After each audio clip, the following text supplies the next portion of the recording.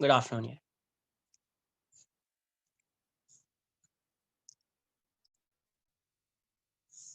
तो आज से नया चैप्टर स्टार्ट होगा, centre of mass.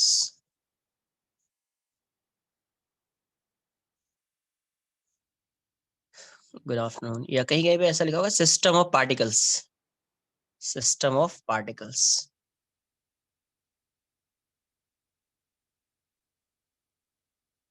System of particles. Hand raise करो एक बार, पाथर ना।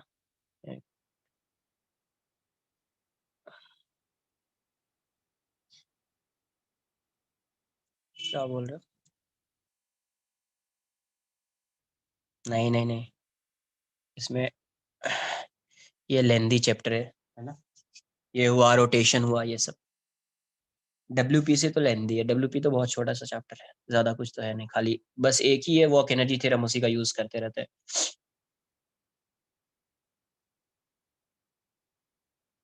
सेकेंड कौन सा? एक्सरसाइज 2 बोल रहे हो? वो पावर एनर्जी क्या?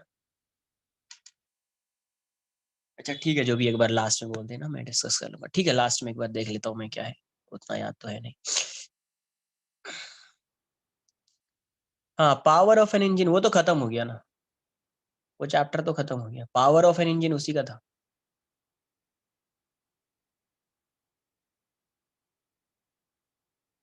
हाँ, बस उतना ही है कि कहीं कहीं यूज हो जाए वो। बेसिकली वो आएगा हीट एंड थर्मो में, वो एफिशिएंसी ऑफ इंजन, है ना। बट यहाँ समझ लेते हैं कि output power upon input power, कहीं पे कुछ आया तो वैसा अपन डिस्कस कर लेंगे, क्वेश्चन को सॉल्व कर लेंगे।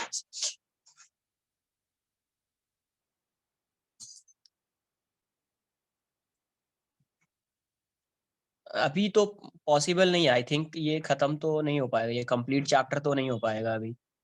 खुद से सोचो ना यार कि अभी इतने टाइम में कैसे कंप्लीट होगा ये, है ना। एमटी वो मुझ पे डिपेंड नहीं करता है ना। कभी होगा क्या होगा वो मुझ पे डिपेंड नहीं करता है। वो तो अभी क्या बोलेंगे, वो सब तो अभी मैनेजमेंट वाले ही बोलेंगे ना।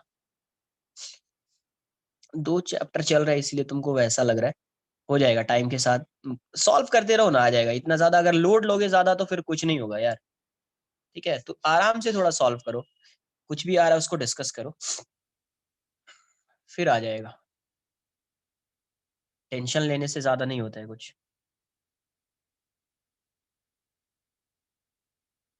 है ना।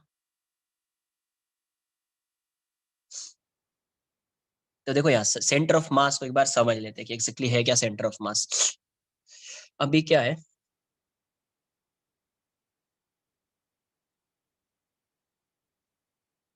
नहीं नहीं नहीं, वो अभी इस बार के लिए था, बट वो भी नहीं है। जेई मेन का पूरा सिलेबस है, अभी नोटिफिकेशन जस्ट आया है कुछ देर पहले। पूरा सिलेबस है जेई मेंस का, बोर्ड का अलग है। बोर्ड में कुछ चैप्टर स्किप किया है, कुछ टॉपिक स्किप किया, चैप्टर तो नहीं। और मेंस में पूरा ही सिलेबस है 2024 जो इस बार एग्जाम देंगे उसके लिए, वो तुम्हारे लिए नहीं है।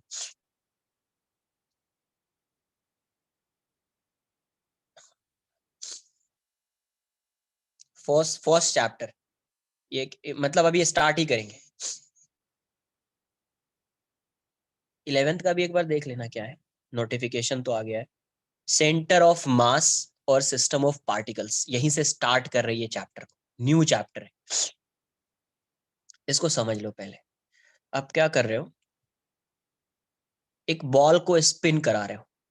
तो वो बॉल कैसे, अगर यहाँ पे आप स्पिन करा के अपवर्ड डायरेक्शन में प्रोजेक्ट कर रहे हो, तो ये बॉल जो है स्पिन करते हुए ऐसे ऐसे, इस टाइप से इसका पाथ ऐसा होगा, इस टाइप का पाथ होगा ये। मतलब क्या है, एक पॉइंट कभी यहाँ पे है, तो सेकेंड टाइम में अगर ऐसे स्पिन कराया तो ये पॉइंट यहाँ पे आ जाएगा, ये पॉइंट यहाँ पे आ जाएगा, ये पॉइंट यहाँ पे आ जाएगा, ऐसा होगा।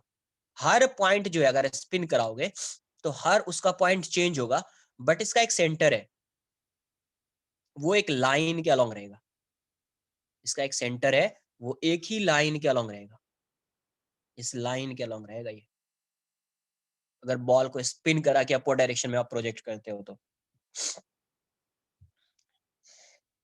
नहीं, खुद से भी समझो ना, अगर स्पिन करा के सीधा अपवर्ड डायरेक्शन में अगर आप प्रोजेक्ट करते हो अपवर्ड डायरेक्शन में, तो आप क्या बोलोगे? हर पॉइंट का तो हर ये रोटेट कर रहा है, रोटेट कर रहा है तो क्या होगा? हर पॉइंट का पोजीशन इसका ऐसा रोटेट करता रहेगा, स्पिन हुआ है तो रोटेट करता रहेगा, कभी ये यहाँ पे है, कभी ये पॉइंट यहाँ पे, कभी यहाँ पे, कभी ऐसा आएगा। बट इसका सेंटर जो होगा, सेंटर तो अभी यहाँ पे बॉल है तो यहाँ पे सेंटर, यहाँ पे बॉल आएगा तो यहाँ पे सेंटर, यहाँ पे बॉल आएगी तो यहाँ पे सेंटर। तो जब आप उस पॉइंट को ज्वाइन करोगे तो उसका जो लोकस मिलेगा वो स्ट्रेट लाइन मिलेगा, है ना? तो आप ये बताओ, अगर आप स्पिन करके प्रोजेक्ट करते हो अपवर्ड डायरेक्शन में, तो आप इसके मोशन को क्या बोलते हो? 1D motion. A ball is projected in vertically upward direction with velocity v, तो ये क्या होता था? 1D motion. लेकिन मुझे एग्जैक्टली ये बताइए आप, क्या इस यहाँ पे जितने भी पार्टिकल्स है, हर पार्टिकल का 1D मोशन हो रहा है क्या? पार्टिकल कभी यहाँ पे है, कभी यहाँ पे है, पार्टिकल ऐसा डिस्प्लेस हो रहा है? नहीं हो रहा है। पार्टिकल का डिस्प्लेसमेंट, पार्टिकल का जो मोशन है वो 1D मोशन नहीं है, बट इसके सेंटर का मोशन कैसा है? 1D मोशन है। इसके सेंटर का मोशन कैसा है? 1D मोशन है। आ रही बात समझ में? तो अब जो है अपन जो पहले पढ़ते थे, है ना, कि एक पार्टिकल को प्रोजेक्ट कर दिया तो बोल दिया अपन ने कि उसका मोशन 1D है। हाँ, सेंटर का भी कोऑर्डिनेट्स होगा, बट वो एक पॉइंट ही होगा ना यार, वो एक पॉइंट ही होगा ना। सेंटर का कोऑर्डिनेट्स तो होगा, बट वो पॉइंट ही होगा ना। उसका सिर्फ y कोऑर्डिनेट चेंज होगा, x कोऑर्डिनेट चेंज नहीं होगा ना। तो 1D मोशन में क्या होता है? किसी भी एक पर्टिकुलर डायरेक्शन में कोऑर्डिनेट्स चेंज होंगे,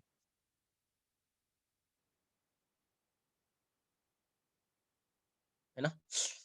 तो अभी जो इसके मोशन को, इस पूरे बॉडी के मोशन को आप किससे डिस्क्राइब कर रहे हो, किससे एक्सप्लेन कर रहे हो, किस पॉइंट को लेकर आप जो एक्सप्लेन कर रहे हो? तो आप सेंटर को, सिर्फ इससे पहले यही करते थे, सिर्फ सेंटर को, एक पॉइंट है उसी को अगर आप एक्सप्लेन कर दोगे, इसके मोशन को एक्सप्लेन कर रहे हो, मतलब पूरे बॉडी के मोशन को एक्सप्लेन कर रहे हो आप।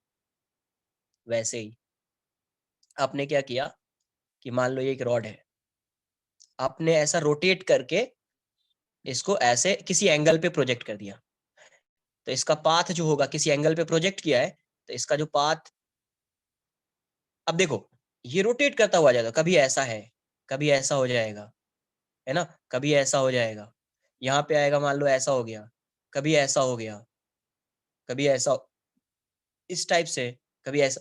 इसका हर ये वाला पॉइंट कभी यहाँ पे है, कभी यहाँ पे आ गया, कभी ऐसा आ गया, कभी ऐसा, इसके ये वाला पॉइंट इसका चेंज हो रहा है, ये पॉइंट यहाँ पे आ गया, तो ये वाला पॉइंट, ये कोई भी पॉइंट कंसिडर को चेंज हो रहा है, बट इसका जो सेंटर है, इसका सेंटर यहाँ पे है, इसका सेंटर यहाँ पे है, इसका सेंटर यहाँ पे है, इसका सेंटर यहाँ पे है, इसका सेंटर यहाँ पे है। ये क्या हो गया? अभी तो सही आ रहा है। नहीं, नेट तो सही चल रहा है। यहाँ पे इसका सेंटर यहाँ पे है ना, इसका सेंटर यहाँ पे हो सकता है, कभी कभी हो सकता है, वैसा मैं नहीं बोल रहा हूँ। इसका सेंटर यहाँ पे, तो अब देखो, अगर आप इसके मोशन को एनालाइज करोगे, ओके, अगर आप इसके मोशन को एनालाइज करोगे तो आप क्या बोलोगे कि इसका मोशन कैसा है? प्रोजेक्टाइल मोशन है। आप कैसे बता रहे हो? क्योंकि इसका सेंटर जो है वो इस पैराबोलिक पाथ पे मूव कर रहा है, इस पैराबोलिक पाथ पे मूव कर रहा है। बट क्या पूरा पार्टिकल इस पैराबोलिक पाथ पे मूव कर रहा है? क्या नहीं, उसका सेंटर सिर्फ मूव कर रहा है। क्या मूव कर रहा है? सिर्फ उसका सेंटर मूव कर रहा है। तो इसी को क्या बोलते हैं? इसी पॉइंट को, इसी पॉइंट को क्या बोलते हैं? सेंटर ऑफ मास। इसी पॉइंट को क्या बोलते हैं? सेंटर ऑफ मास, है ना? तो देखो ऐसे, ये बताओ, ये पार्टिकल को आप क्या कर रहे हो? ये जो बॉल है उसको स्पिन करके अपवर्ड डायरेक्शन में प्रोजेक्ट कर रहे हो, तो क्या हर पार्टिकल का मोशन कैसा है? ये पार्टिकल यहाँ पे है तो ये यहाँ पे आ गया, ये यहाँ पे आ गया। इस पार्टिकल का जो मोशन होगा वो कर्व्ड होगा, यहाँ पे ऐसा आ रहा है, यहाँ पे जा रहा है, यहाँ पे जा रहा है, यहाँ पे कर्व टाइप से मोशन आ रहा है। लेकिन इसके सेंटर का मोशन कैसा है? सेंटर पहले भी यहाँ पे था, अभी भी यहाँ पे होगा, अभी भी यहाँ पे होगा, अभी यहाँ, मतलब एक लाइन के अलॉन्ग आएगा इसका सेंटर। तो आप क्या बोलोगे कि a particle is projected in vertically upward direction with some velocity v, मतलब motion of this particle is, क्या हो जाएगा? 1D। Motion of this particle is 1D, 1D motion है। तो आप क्या बोल रहे हो? इसका मतलब क्या कर रहे हो आप? इस पूरे पार्टिकल को, ये जो बॉल है, इसमें जितने भी पार्टिकल्स है, आप उस पूरे पार्टिकल के मोशन को सिर्फ किसके मोशन से डिस्क्राइब कर रहे हो, एक्सप्लेन कर रहे हो? तो एक सेंटर के पार्टिकल से, किसके, सेंटर के। इसी पॉइंट को बोलते हैं सेंटर ऑफ मास। ये पॉइंट है सेंटर ऑफ मास। तो सेंटर ऑफ मास को अगर डिफाइन करना होगा तो कैसे डिफाइन करेंगे? It is a point at which the whole mass of a system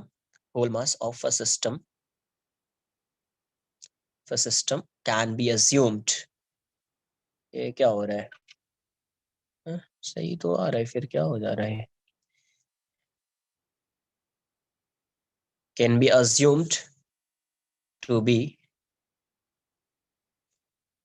तो अब एक कम से कम 30 सेकेंड वेट कर लिया करो। 30 सेकेंड तो वेट कर लिया करो एक बार, या 1 मिनट वेट कर लिया। It is a point. ऐसा थोड़ी है कि अगर तुमको नहीं होगा, तुमको समझ में नहीं आएगा तो मैं आगे बढ़ जाऊंगा, वैसा भी नहीं होना है, रिपीट करूंगा ही। It is a point at which the whole mass of a system can be assumed to be concentrated।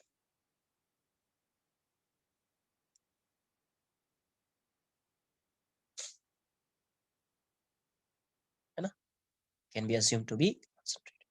तो ये एक पॉइंट है, मास नहीं है, एक पॉइंट है जहां पे आप क्या करोगे? होल मास ना, whole mass at which the whole mass of a system can be assumed to be concentrated। तो ये हो जाएगा।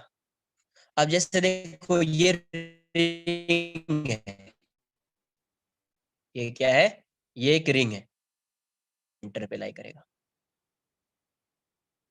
अगर ये यूनिफॉर्म रिंग है, यूनिफॉर्म रिंग बोल देता हूँ, ये कैसा रिंग है? Uniform ring. तो इस यूनिफॉर्म रिंग का सेंटर ऑफ मास इसके सेंटर पे होगा। ये एक रॉड है, तो इस रॉड का सेंटर ऑफ मास इसके सेंटर पे होगा। कब होगा? जब ये यूनिफॉर्म होगा, यूनिफॉर्म रॉड। तो देखो यहाँ पे बॉडी पे लाई कर रहा है, और यहाँ पे बॉडी के बाहर लाई कर रहा है सेंटर ऑफ मास। तो इट मे लाई इनसाइड और आउटसाइड द बॉडी।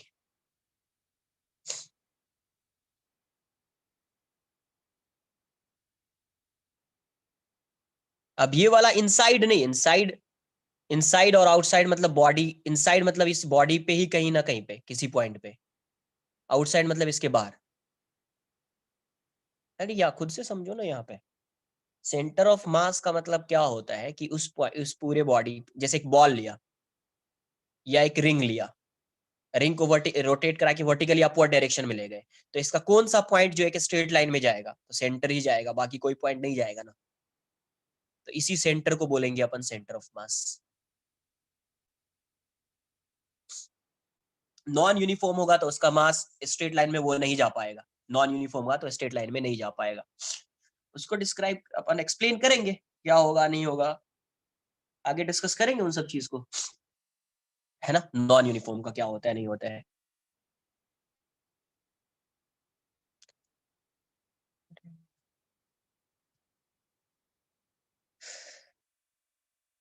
तो यहाँ पे तो बेसिकली क्या है, अब जो सेंटर ऑफ मास का मोशन होगा, अब इस सेंटर ऑफ मास के मोशन को कैसे ट्रीट करेंगे? तो एक सिंगल पार्टिकल की तरह ट्रीट करेंगे, है ना? तो बोल सकते हैं the motion of,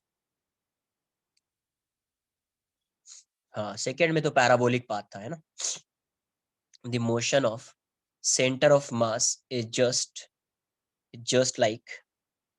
just like the motion of a single body, motion of a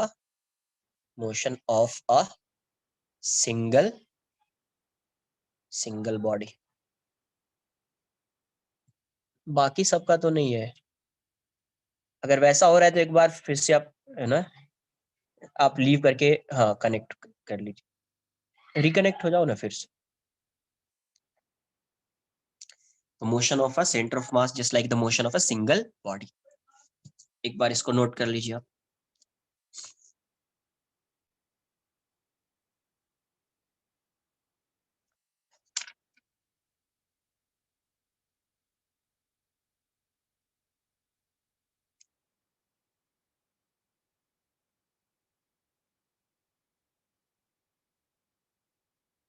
note करो, नोट सब रीड कर सकते, नोट कर लीजिए आप। क्या पैराबोला नहीं समझा? अरे ये ऐसा था, ठीक है, ये ऐसा था, आपने क्या किया, ऐसा है, आपने किसी एंगल पे इसको प्रोजेक्ट किया, तो किसी एंगल पे जब प्रोजेक्ट करोगे तो ये ऐसा जाएगा, कभी ऐसा हो जाएगा, कभी ऐसा हो जाएगा, कभी ऐसा हो जाएगा, तो कभी ऐसा हो जाएगा, कभी ऐसा हो जाएगा, कभी ऐसा हो जाएगा, है ना। बट इसका सेंटर जो है, सेंटर, उसके सेंटर को पहले आइडेंटिफाई कर लो, ये है, मार्क कर लीजिए, ये सेंटर है, ये सेंटर है, ये सबके सेंटर को मार्क कर लिया, अब उसको ज्वाइन कर दिया, तो इसका पाथ कैसा आ रहा है, पैराबोला आ रहा है। तो इसके मोशन को आप क्या बोलते थे कि ये कैसा मोशन है, प्रोजेक्टाइल कर रहा है। बट रियलिटी में कौन सा पार्टिकल पॉइंट प्रोजेक्टाइल कर रहा है, तो सेंटर वाला, जो सेंटर ऑफ मास वाला पार्टिकल होगा वही।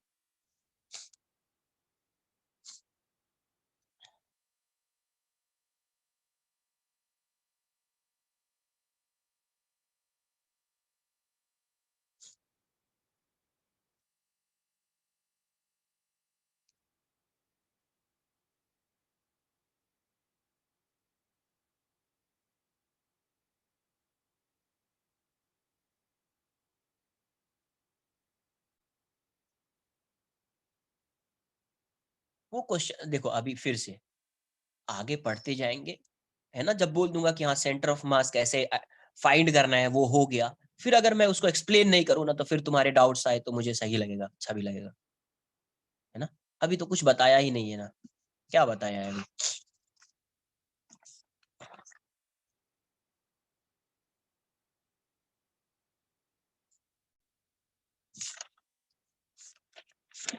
नोट कर लो, नोट कर लो, नोट कर लीजिए।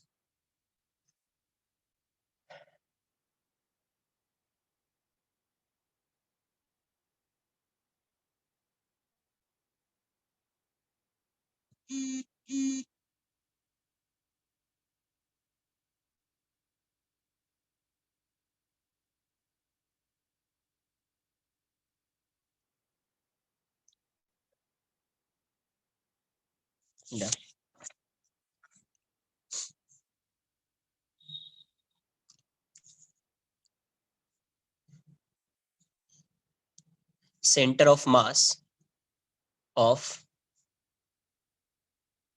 of a system of a system of n discrete particles, या discrete particles बोल दीजिए, n discrete particles, discrete particles means isolated particles, discrete means isolated, the center of mass of a system of n discrete particles.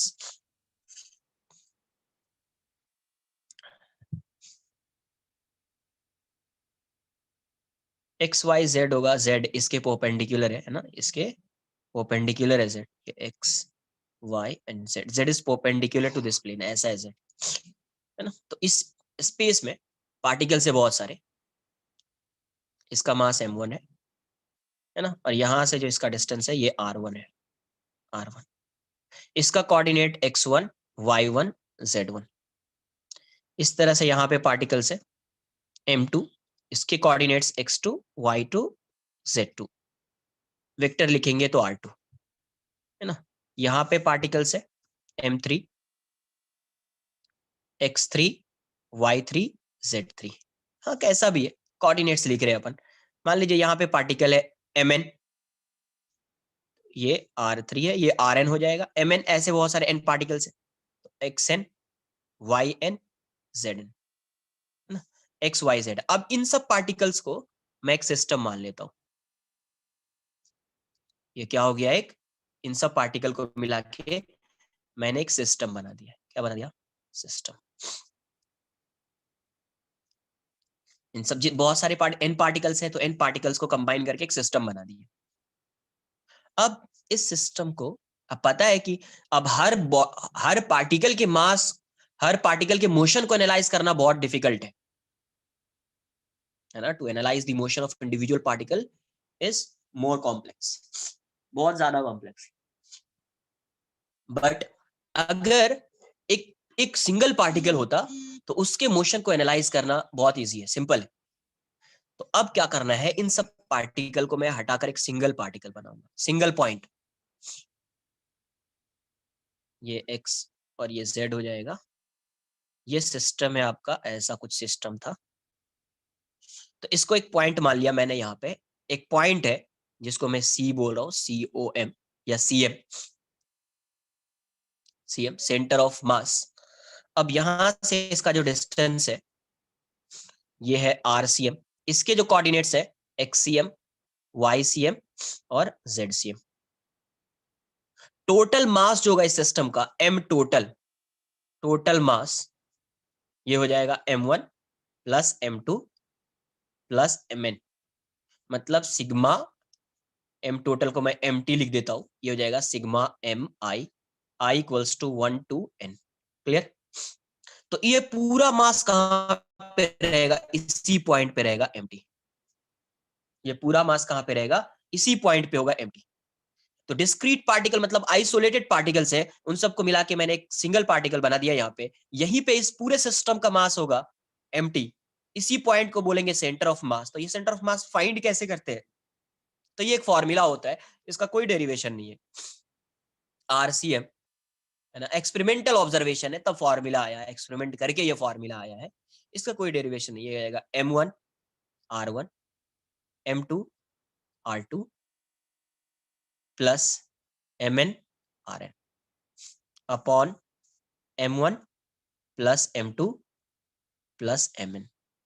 तो आप यहां से क्या लिख सकते हैं कि क्या हो जाएगा? सिग्मा Mi Ri वेक्टर है ना, I equals to 1 to N upon sigma Mi equals to 1 to N। तो ये आपका क्या हो जाएगा? RCM। इसी तरीका से आप XCM फाइंड कर सकते हैं, YCM फाइंड कर सकते हैं, ZCM फाइंड कर सकते हैं। मैं आगे बताता हूँ, पहले इसको नोट कर लीजिए। आगे मैं उसी चीज को एक्सप्लेन करूंगा, पहले आप इसको नोट कर लीजिए। तो ये एक फॉर्मूला हो गया किसका? Discrete particles. किसका? Discrete particles.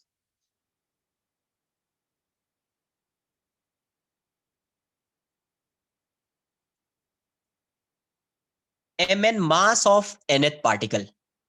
Mn का मतलब क्या है? जैसे M3 mass of third particle, Mn मतलब मास ऑफ nth पार्टिकल।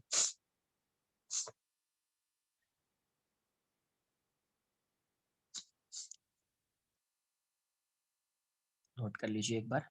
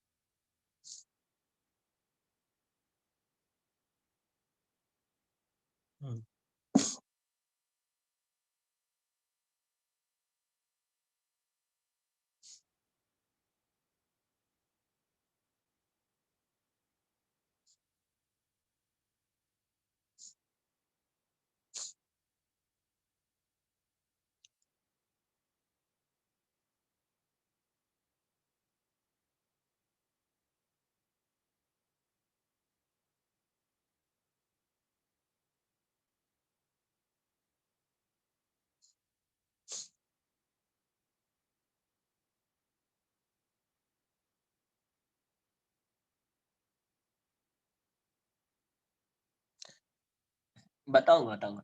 जब यूनिफॉर्म डिस्ट्रीब्यूशन होता है ज्योमेट्रिक, है ना, तब ज्योमेट्रिक सेंटर पे आता है। आगे ये सब एक्सप्लेन करने वाला हूँ, ठीक है? कब आएगा ज्योमेट्रिक सेंटर पे, नहीं आएगा, सब आगे आएगा। एक बार आप नोट तो कर लीजिए पहले इसको।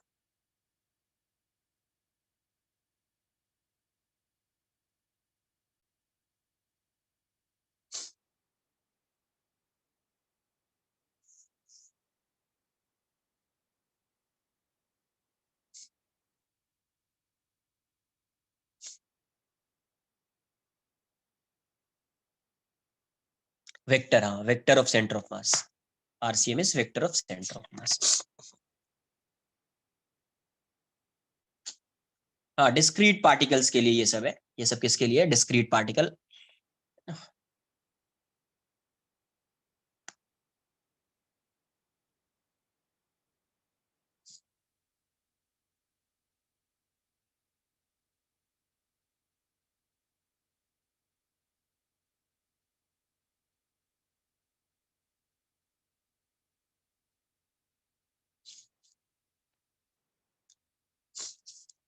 तो यहाँ से XCM की वैल्यू क्या आ जाएगी, अगर मुझे XCM फाइंड करना होगा तो XCM क्या आएगा, M1 X1 plus M2 X2। अरे फाइंड कर लेंगे अभी, एक बार पहले नोट तो करते जाओ, फिर देखेंगे आगे क्या आता है। कोऑर्डिनेट्स नहीं दिया होगा तो फाइंड कर लेंगे, उसमें क्या है, M1 M2 प्लस Mn। देखिए आ जाएगा sigma Mi xi upon sigma Mi। अब i varies from 1 to n, जितना भी आएगा वो आ जाएगा। YCM क्या आ जाएगा, M1 Y1 plus M2 Y2 plus Mn Yn upon M1 plus M2 plus Mn। ZCM कितना आएगा, तो इसको क्या लिख सकते हैं, sigma Mi Yi upon sigma Mi। ZCM क्या आएगा, M1 Z1 plus M2 Z2 plus Mn Zn by M1 plus M2 plus Mn, ये आ जाएगा sigma Mi Zi upon sigma Mi। अभी तक इतना जो फॉर्मूला बताया है, इन सब में अभी तक कोई किसी को डाउट है?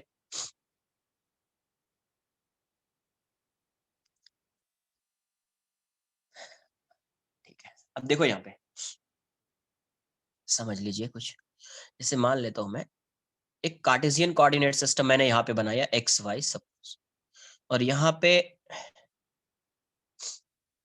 हाँ आरसीएम का कंपोनेंट है ना, कोऑर्डिनेट्स बोल सकते हैं, ये सब कोऑर्डिनेट्स है, तो वही X component Y component Z component हो गया। अब ये बताओ, इसका सेंटर ऑफ मास, ये एक रिंग है, सपोज ये रिंग है, तो इस रिंग का centre of mass uniform ring है, तो इसके ज्योमेट्रिकल सेंटर पे लाई करेगा, यहाँ पे आया इसका सेंटर ऑफ मास, यही इसका सीएम है या सीओएम बोल दीजिए।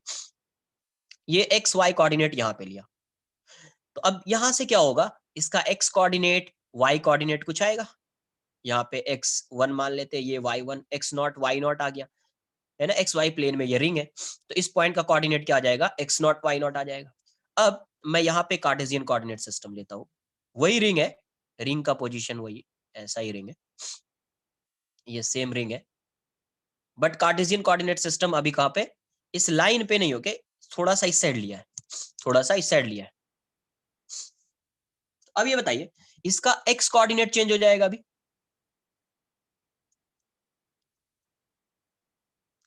या यहीं पे ले लो एक कार्टेशियन कोऑर्डिनेट सिस्टम ऐसा, इसका एक्स कोऑर्डिनेट चेंज हो जाएगा, एक्स वाई। यहां पे एक ले लेता मैं ऐसा,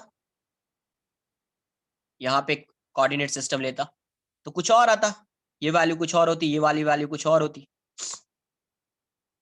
तो अब ये बताइए, बट मुझे ये बताइए, इसका कोऑर्डिनेट तो चेंज हो रहा है, इसका कोऑर्डिनेट तो चेंज हो रहा है, बट क्या इसका पोजीशन जो है, इसका जो पोजीशन है वो चेंज हो रहा है क्या, सेंटर ऑफ मास का पोजीशन नहीं चेंज हो रहा है ना, पहले भी ये रिंग के सेंटर पे था, अभी भी रिंग के सेंटर पे ही है। तो कार्टेशियन कोऑर्डिनेट सिस्टम जो है, जो आपका कार्टेशियन कोऑर्डिनेट सिस्टम है, उससे सिर्फ क्या होगा, उसके कोऑर्डिनेट्स चेंज होंगे, उसका जो एग्जैक्ट लोकेशन है वो चेंज नहीं होगा, वो चेंज नहीं होगा, है ना। तो सेंटर ऑफ मास चेंज नहीं हो रहा है, सिर्फ कार्टेशियन कोऑर्डिनेट सिस्टम के अकॉर्डिंग कोऑर्डिनेट्स चेंज हो रहे हैं, बट इसका जो पोजीशन है, पहले भी रिंग के सेंटर में होता था, अभी भी रिंग के सेंटर में, पहले यहां पे था, अभी भी इसके सेंटर पे ही है, तो पहले भी सेंटर पे, अभी भी सेंटर पे, सिर्फ क्या चेंज होगा, सेकेंड में क्या किया, समझो, समझ लीजिए एक बार फिर से, ये ऐसा है, तो इसका x0 y0 मान लीजिए, इसका कुछ कोऑर्डिनेट्स आ गया x0 y0, इसके सेंटर ऑफ मास का। अभी क्या किया, वही रिंग यहाँ पे है, इस ये पहले यहाँ पे था, एग्जैक्टली ये यहाँ पे था, तो एक कार्टेशियन कोऑर्डिनेट सिस्टम यहाँ पे बना दिया, एक कार्टेशियन कोऑर्डिनेट सिस्टम यहाँ पे बना दिया, पहले ये ऐसा था, अभी एक यहाँ पे बना दिया और एक यहाँ पे बना दिया। तो अभी क्या होगा, इसका x कोऑर्डिनेट इसके रेस्पेक्ट में कुछ और होगा, y कोऑर्डिनेट कुछ और होगा, इसके रेस्पेक्ट में x coordinate y coordinate different होगा, इसके रेस्पेक्ट में x coordinate y coordinate different होगा, बट जो एग्जैक्ट लोकेशन है, ये जो पोजीशन है कि रिंग के सेंटर पे ही है, क्या ये चेंज हो रहा है, क्या नहीं हो रहा है, सेम है।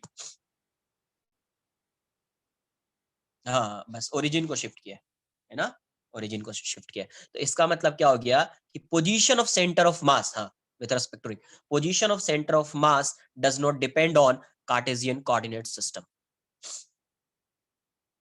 Does not depend on Cartesian coordinate system, ये उसके सेंट है ना, तो कार्टेशियन कोऑर्डिनेट सिस्टम पे डिपेंड नहीं करता है।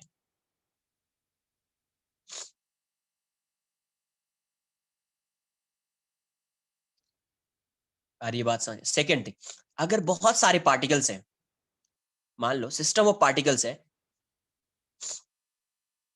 ये ऐसा सिस्टम ऑफ पार्टिकल्स है, बहुत सारे पार्टिकल्स है, ऐसे बहुत सारे पार्टिकल्स है। तो अब इंटरनल फोर्स की वजह से, जैसे ये इससे बहुत सारे पार्टिकल्स हैं, ये जो पेन कलेक्शन ऑफ पार्टिकल्स है, इसमें बहुत सारे पार्टिकल्स होंगे। तो अब हो सकता है कि एक पार्टिकल इस पे इस डायरेक्शन में मूव कर रहा है और एक पार्टिकल इस डायरेक्शन में मूव कर रहा है। वो किसकी वजह से होगा? इंटरनल फोर्स की वजह से हो सकता है, इंटरनल फोर्स की वजह से हो सकता है। जैसे मैं क्या बोल रहा हूं कि अगर एक बॉडी है, ये एक बॉडी है, तो इसमें दो पार्टिकल को कंसिडर कर लिया, तो हो सकता है कि ये रॉड मूव नहीं कर रहा है, बट इसके अंदर ये पार्टिकल इस साइड मूव कर रहा है, इस साइड मूव कर रहा है, किसकी वजह से? Internal force. तो ये पार्टिकल इस पे जितना इंटरनल फोर्स लगा रहा है, ये पार्टिकल उतना ही इस पे इंटरनल फोर्स लगाएगा, तो net force, net internal force क्या हो जाएगा? नेट फोर्स इस सिस्टम पे क्या हो जाएगा? 0। बट ये पार्टिकल तो मूव कर रहा है, तो ये पार्टिकल मूव कर रहा है, ये पार्टिकल मूव कर रहा है, बट इसका सेंटर ऑफ मास मूव नहीं करेगा, इसके सेंटर ऑफ मास में कोई चेंज नहीं आएगा। क्यों नहीं आएगा? क्योंकि इस पे एक्सटर्नल फोर्स की वैल्यू क्या है? 0 है।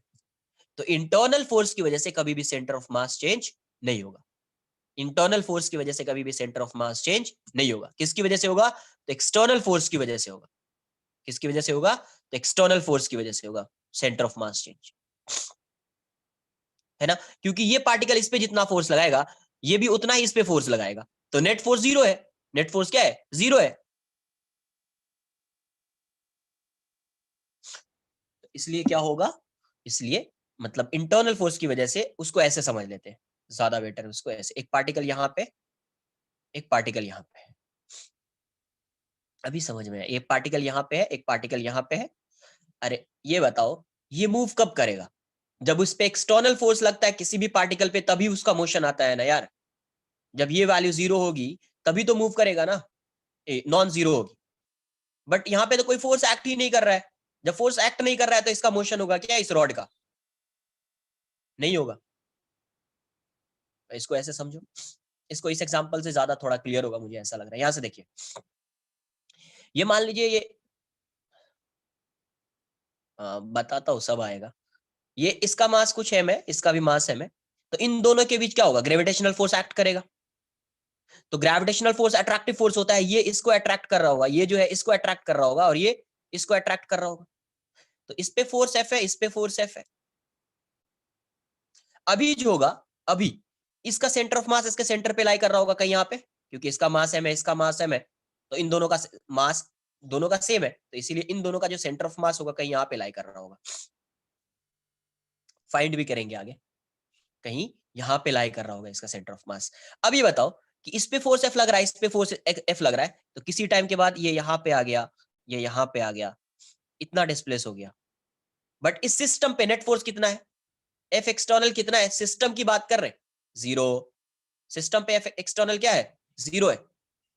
अब ये बताओ, ये पार्टिकल यहाँ पे आ गया है, ये पार्टिकल यहाँ पे आ गया है, अभी भी इसका सेंटर ऑफ मास जो डिस्टेंस बचा होगा उसी के बीच में लाई करेगा, यहाँ पे लाई करेगा। पहले भी वहीं पे लाई कर रहा था, अभी भी वही वही उस वहीं पे लाई कर रहा है, इसी पॉइंट पे लाई कर रहा है। तो अगर एक्सटर्नल फोर्स की वैल्यू 0 होगी तो सेंटर ऑफ मास का पोजीशन चेंज नहीं होगा। एक्सटर्नल फोर्स की वैल्यू अगर 0 होगी तो सेंटर ऑफ मास का पोजीशन चेंज नहीं होगा। आई बात समझ में? पर इसको नोट कर लीजिए, फिर इन सब पॉइंट को मैं एक बार नोट करके लिखा देता हूँ। आगे आगे आगे सब आएगा, आगे आएगा, सब आएगा। कैसे चेंज होगा आप खुद से समझो ना, कैसे चेंज होगा।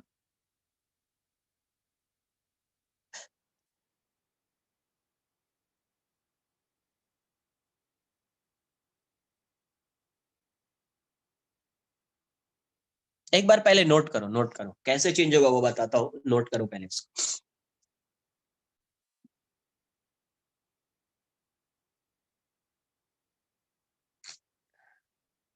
नोट तो करो पहले।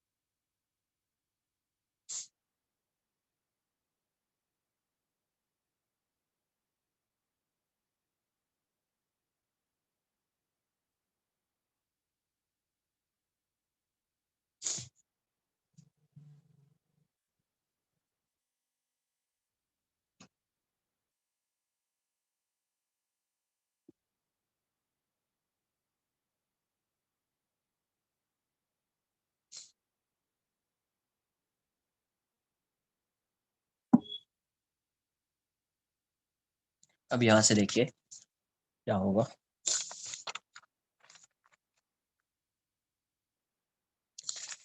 नोट कर लीजिए।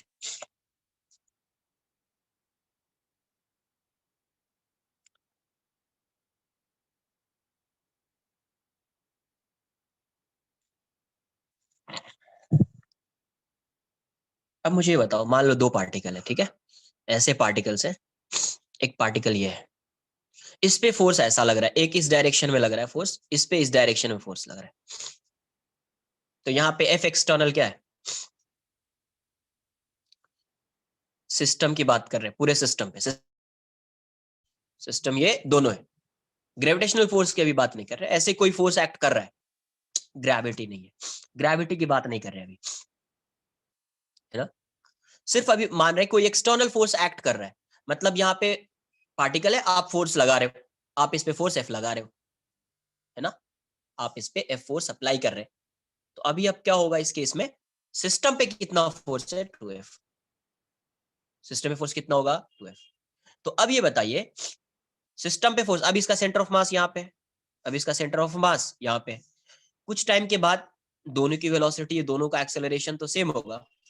कुछ टाइम के बाद ये पार्टिकल यहाँ पे आ गया, ये पार्टिकल यहाँ पे चला जाएगा, इसका सेंटर ऑफ मास क्या हो जाएगा? अभी शिफ्ट हो जाएगा, यहाँ पे आ जाएगा।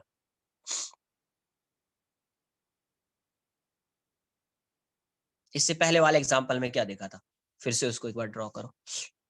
यहाँ पे था, यहाँ पे था, सपोज इस साइड फोर्स लग रहा है एफ, इस साइड लग रहा है एफ, तो यहाँ पे एक्सटर्नल फोर्स क्या है? 0 है। अभी दोनों मूव कर रहा है, ये इसका सीएम है या सीओएम बोल दीजिए। अभी इसका सेंटर ऑफ मास यहाँ पे है, तो अब कुछ टाइम के बाद पार्टिकल यहाँ पे आ गए, ये यहाँ पे आ जाएगा, तो अभी अभी इसका सेंटर ऑफ मास यहीं पे लाई करेगा,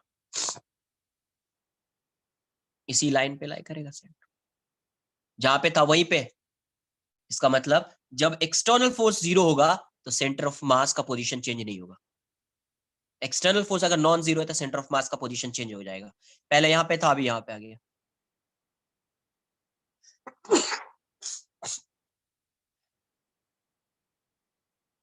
आई बात समझ में? तो यहां से नोट करके एक दो पॉइंट लिखेंगे। तो first point, position of centre of मास। अरे सिस्टम की बात कर रहे हैं ना, क्या था हेडिंग, क्या था इस चैप्टर का हेडिंग क्या है? System of particles. Individual particle के बारे में बात नहीं कर रहे, है ना। तो सिस्टम की बात कर रहे हैं, तो ये दोनों एक सिस्टम होगा, ये दोनों एक सिस्टम होगा। वैसे इंडिविजुअल पार्टिकल, ये पार्टिकल, इसका सेंटर ऑफ मास यहाँ पे, इसका सेंटर ऑफ मास यहाँ पे, तो एक पार्टिकल का सेंटर ऑफ मास तो पता है पहले से। अभी सिस्टम ऑफ पार्टिकल्स की बात कर रहे हैं। तो position of centre of mass does not change, does not change, does not depend लिख लो, डज नॉट चेंज नहीं, does not depend, does not depend on Cartesian coordinate system, Cartesian coordinate system. Second point, internal force does not change. Internal forces लिख दो. Internal forces do not change the position of center of mass. Position of COM. External forces can change the position of center of mass. Center of mass. Note कर लीजिए पहले इतना.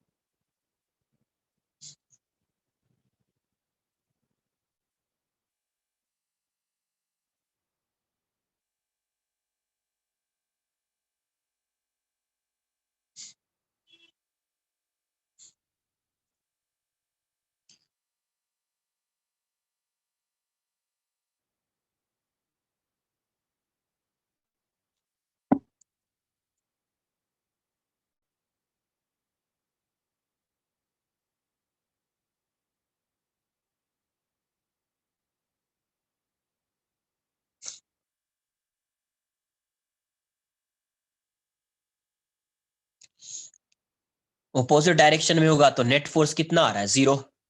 Net force 0 आ रहा है तो भी पोजीशन चेंज नहीं होगा. सेम फोर्स एक्ट करना चाहिए तो भी पोजीशन चेंज नहीं होगा.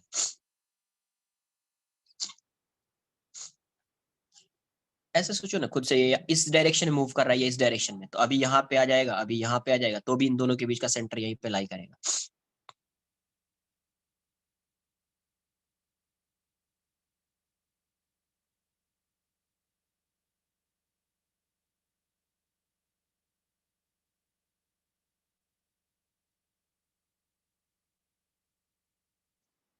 डन.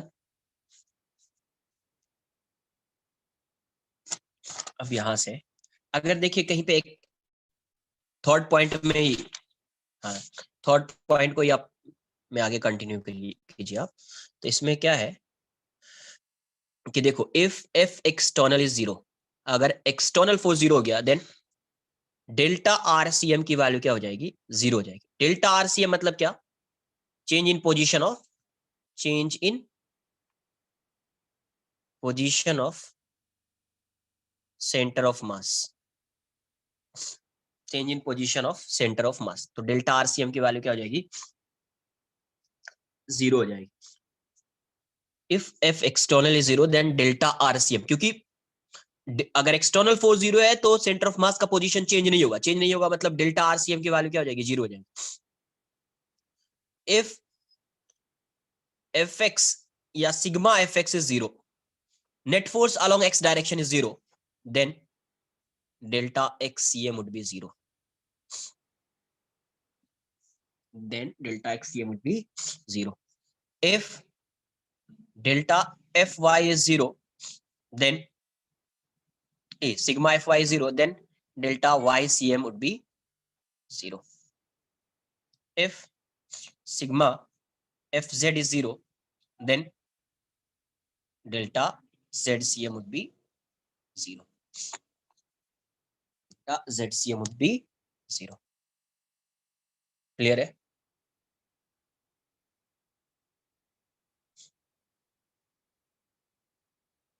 नोट कर लीजिए इसको.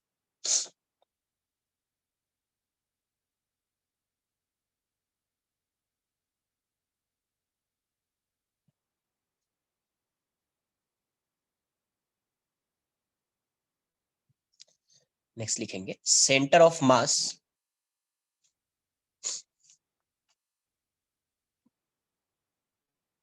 थोड़ा fast.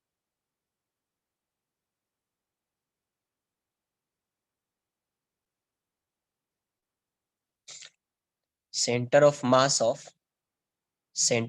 of two particles system. Center of mass of two particle system. दो पार्टिकल है, एक यहां पे मान लेते हैं, एक यहाँ पे ये पार्टिकल है। पॉइंट मास है, m1 डिस्क्रीट मास की बात कर रहे हैं, m1 m2। Total force along x direction, sigma का मतलब होता है नेट, टोटल, समेशन। तो sigma fx means total net force along x direction या total force along x direction.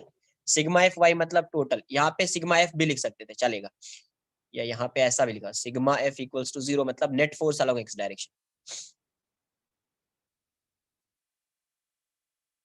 अब देखिए यहाँ से इसका डिस्टेंस जो है ये r है, ये क्या है, मास m1 है, ये मास m2 है, और इन दोनों के बीच का सेपरेशन क्या है, r है। मुझे इसका सेंटर ऑफ मास फाइंड करना है। क्या फाइंड करना है? सेंटर ऑफ मास। तो मैं एज्यूम कर लेता हूँ कि यहाँ पे सेंटर ऑफ मास होगा इसका, इस पॉइंट पे सेंटर ऑफ मास होगा, ये वाला डिस्टेंस r1 और ये वाला डिस्टेंस r2 है ना।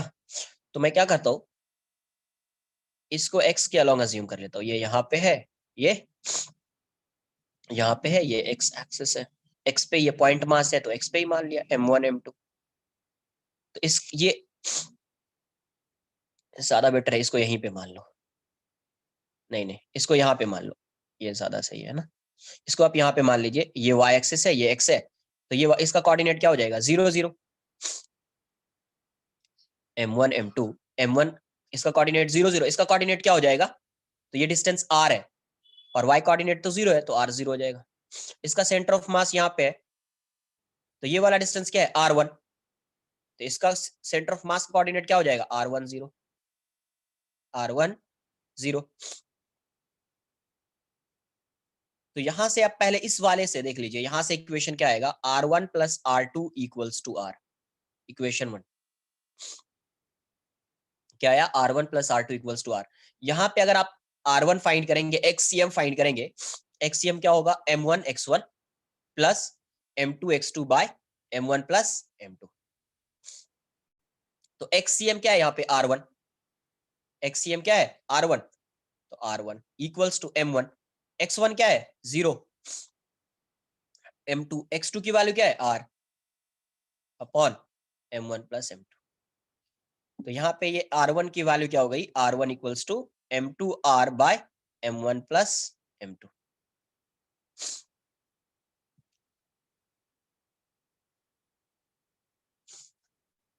नोट कर लो एक बार पहले इतना, फिर आगे बताता हूँ कैसे आपको लर्न करना है इसमें।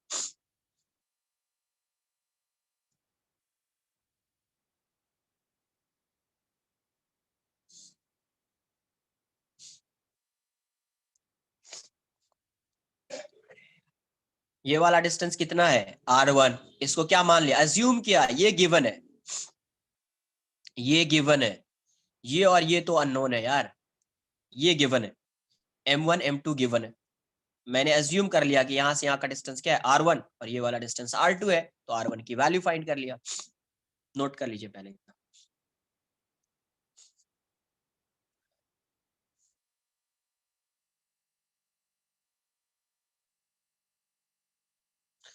कभी भी कहीं से भी फाइंड करो, आंसर में कोई चेंज होने वाला नहीं है, कहीं से भी आप फाइंड कीजिए, आंसर में कोई चेंज होने वाला नहीं है।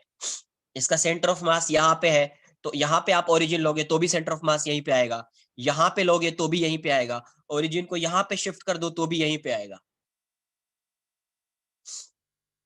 तो भी यहीं पे आएगा। ओरिजिन यहाँ पे इसलिए लिया है कि कैलकुलेशन थोड़ा इजी हो जाए, एक वाला टर्म 0 हो जाए बस, और कुछ नहीं।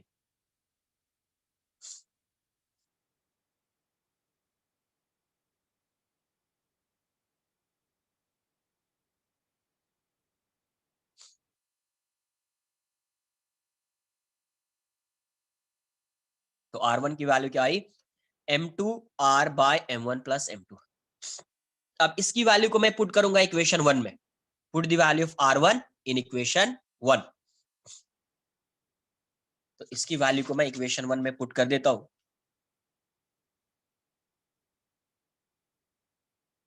put the value of R1 in equation 1. थोड़ा फास्ट नोट करो यार, स्लो नोट करो, नोट कर लीजिए इसको.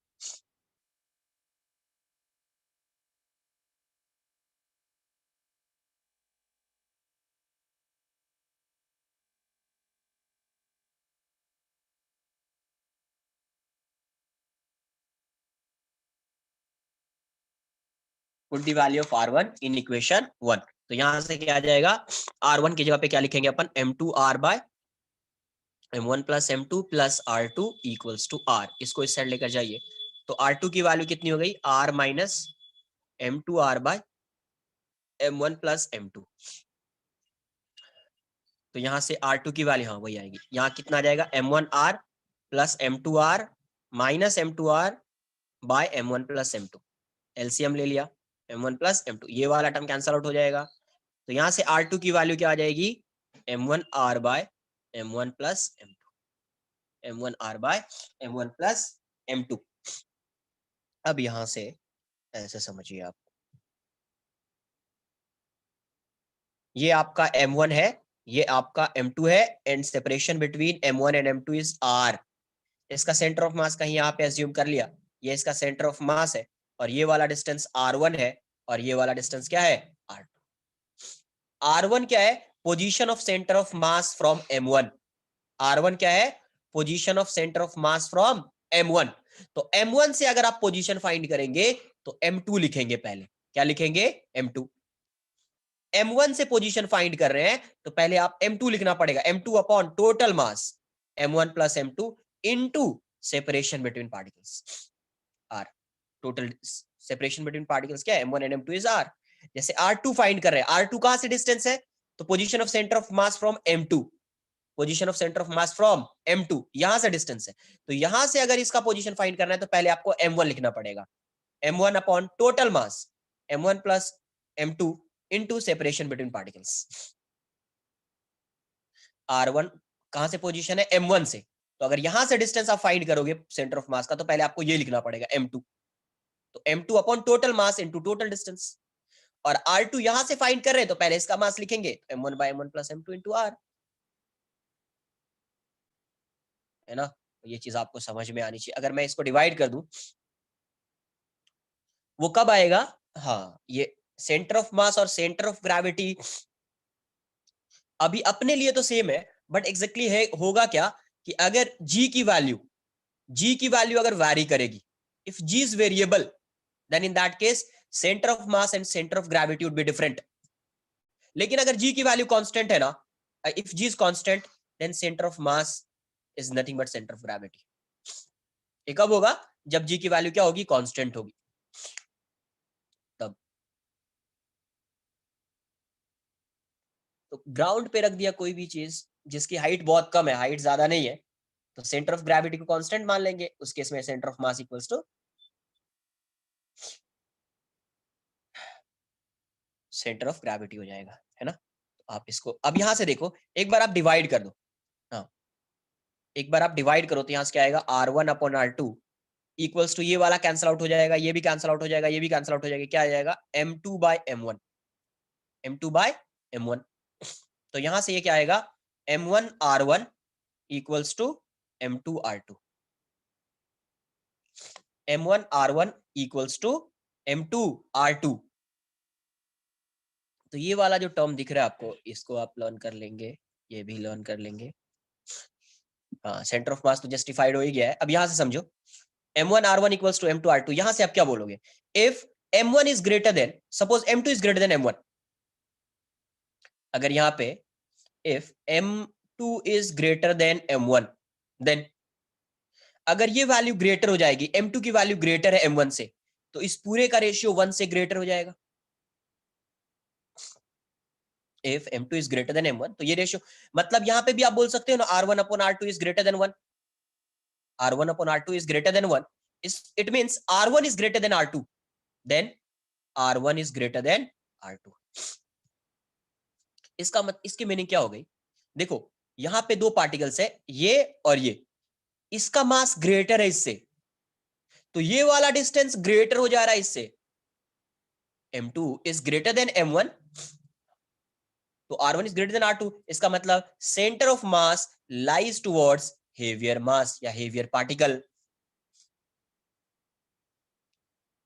नहीं 1-1 नहीं है, रेशियो ऑफ सेपरेशन जो है वो 1-1 नहीं है ना। तो क्या लिख सकते हैं यहाँ पे, centre of mass is nearer to the particle having greater mass या लार्जर मास। तो आगे मैं उस पॉइंट को लिखूंगा, पहले आप इसको नोट कर लीजिए।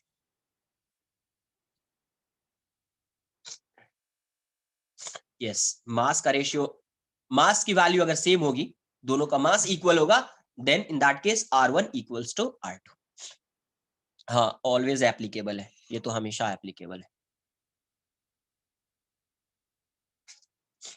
यहां से देखो m1 is greater then m2, इसका मास जो है m2 ये ग्रेटर है m1 से, तो r1 ग्रेटर हो गया r2 से, ये वैल्यू कम है, ये वैल्यू ग्रेटर है, मतलब ये पॉइंट किसके टुवर्ड्स है, m2 के टुवर्ड्स, है ना, क्योंकि r1 ग्रेटर है इससे, तो ये वाला पॉइंट इसके टुवर्ड्स होगा, m2 के टुवर्ड्स, सेंटर ऑफ मास का, मतलब centre of mass lies towards heavier mass. Note कर लीजिए एक बार।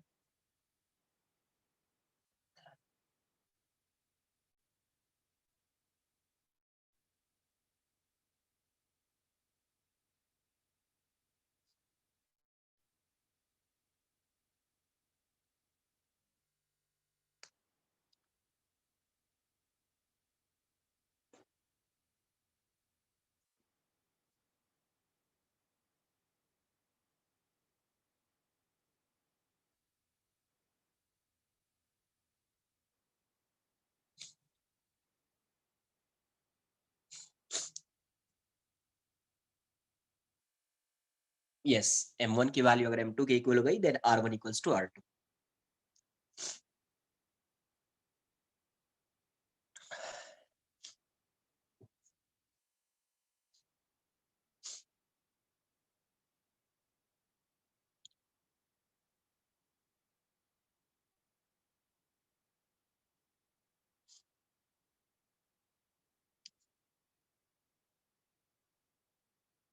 एम आर की वैल्यू कांस्टेंट है, करेक्ट। किसके अबाउट, r1 कहां से डिस्टेंस है, सेंटर ऑफ मास से m1 का डिस्टेंस, और r2 कहां से डिस्टेंस है, सेंटर ऑफ मास से m2 का डिस्टेंस।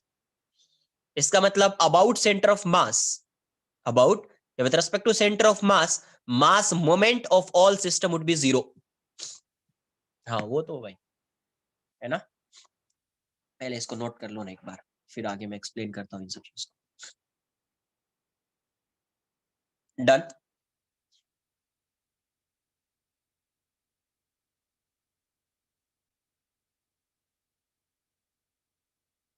सेंटर ऑफ ग्रेविटी इसी में बताऊंगा लास्ट में, सेंटर ऑफ ग्रेविटी वही होता है, सेम हो जाता है, बट सिर्फ क्या चेंज होना, क्या सेम होना चाहिए, जी कांस्टेंट होना चाहिए, जी क्या होना चाहिए, कांस्टेंट होना चाहिए, लास्ट में बताऊंगा। तो यहां से एक चीज क्या हो गई, फिर से मैं इसको लिख देता हूँ, if m1 is greater then m2, तो यहां से क्या आ जाएगा, then r2 r1 is less than r2, it means center of mass is nearer to the particle having larger mass or larger mass. If m1 equals to m2, then r1 equals to r2, है ना, इसका मतलब क्या हो गया, that is COM lies midway between the particles of equal masses, है ना, lies midway between the particles, between the two particles of equal masses.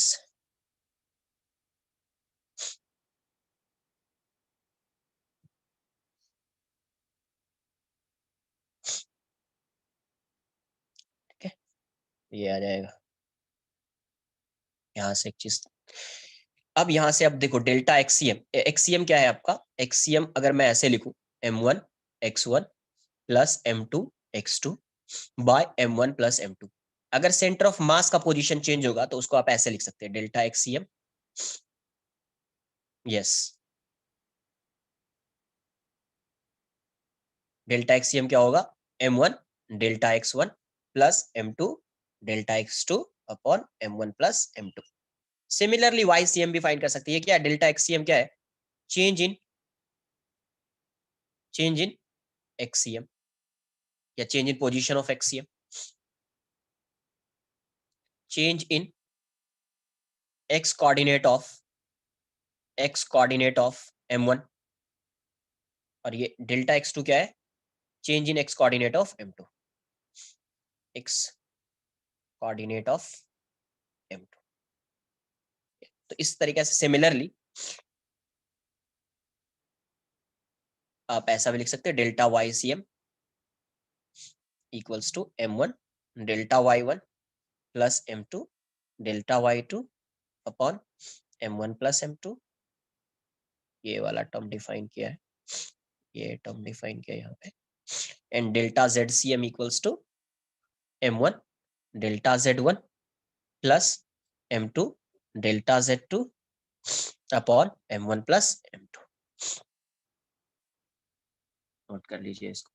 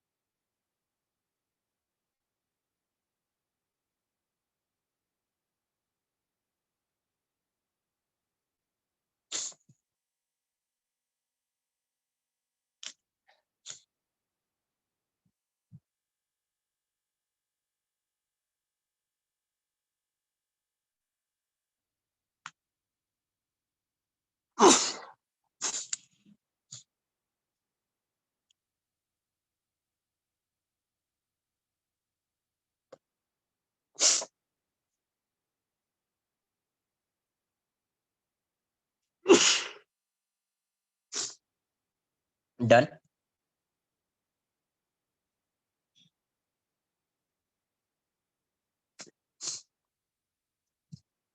अरे ये तो बताया था ना, m2 ग्रेटर है m1 से। अरे इसको सही से लिखना, m2 is greater than m1 than r1 is greater than r2। मतलब ये हेवियर मास के towards centre of mass lie करेगा। If m1 equals to m2 then r1 equals to r2, मतलब दो पार्टिकल है तो उसके सेंटर पे लाई करेगा। अगर एक्सीएम को ऐसे लिख रहे हैं, अगर इसका पोजीशन चेंज हो रहा है तो उसको लिखेंगे delta XCM equals to m1 delta x1 plus m2 delta x2 upon m1 plus m2। Similarly YCM और ZCM भी लिख सकते हैं। सिमिलरली YCM और ZCM भी लिख सकते हैं।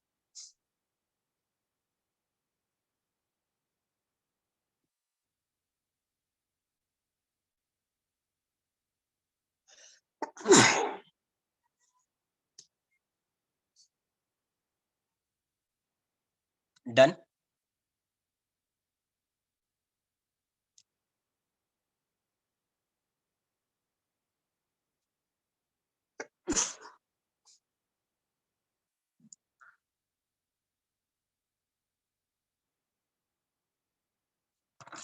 नोट कर लो यार, थोड़ा फास्ट है ना।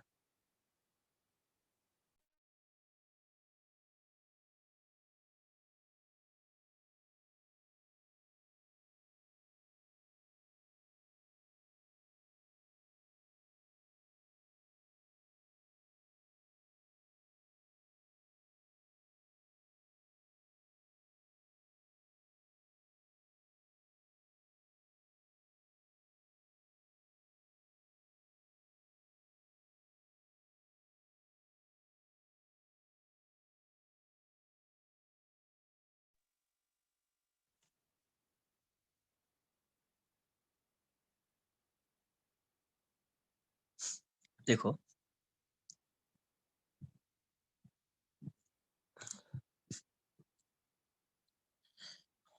ये सेंटर ऑफ मास है, ये वाला डिस्टेंस r1 है, m लिख देते m1, ये वाला डिस्टेंस m2 है, ये r2 है।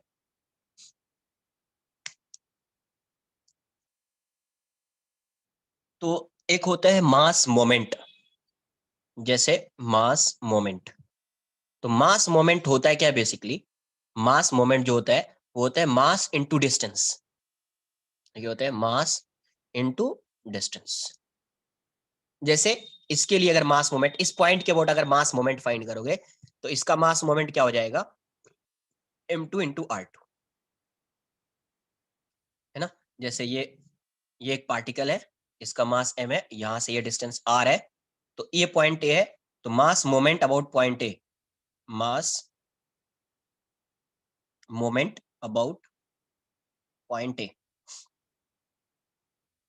अलग है। हाँ, mass of inner moment of inertia और मास मोमेंट अलग है। मास मोमेंट अबाउट पॉइंट ए, तो इसको आप क्या बोलोगे, ये कितना हो जाएगा, इस पॉइंट से इसका डिस्टेंस r है, आएगा।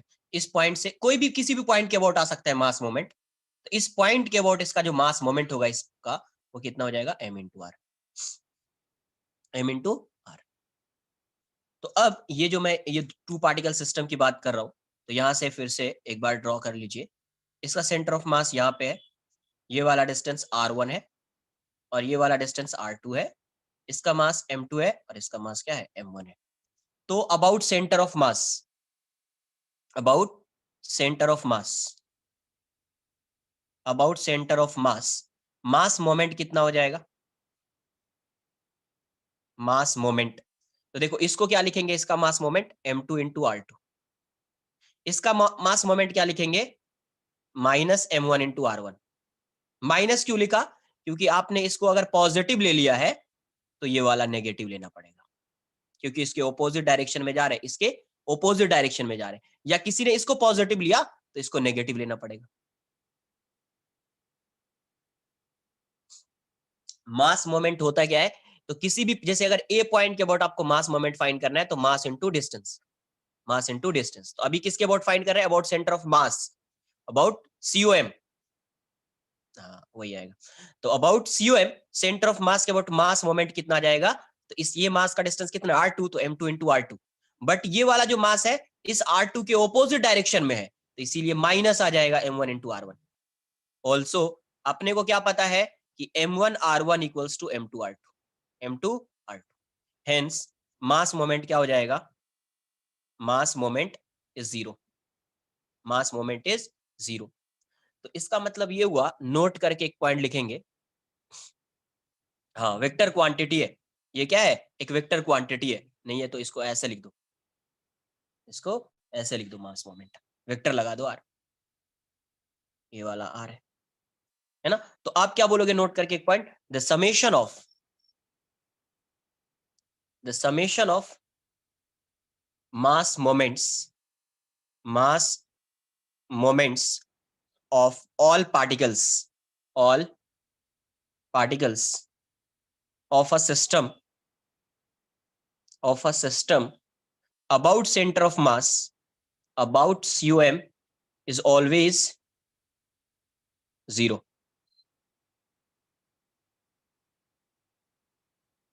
it's always zero। आई बात समझ में।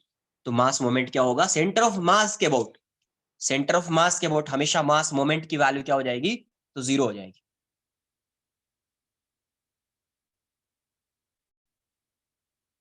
नोट कर लीजिए इसको।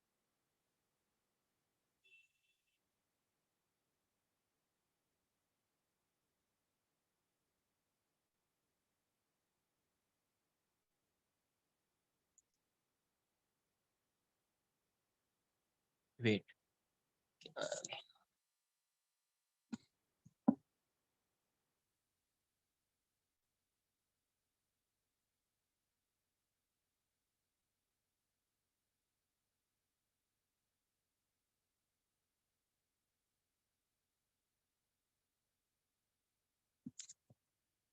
तुम तो वैसे भी थोड़ा स्लो ही नोट करते हो, नोट करो आराम से।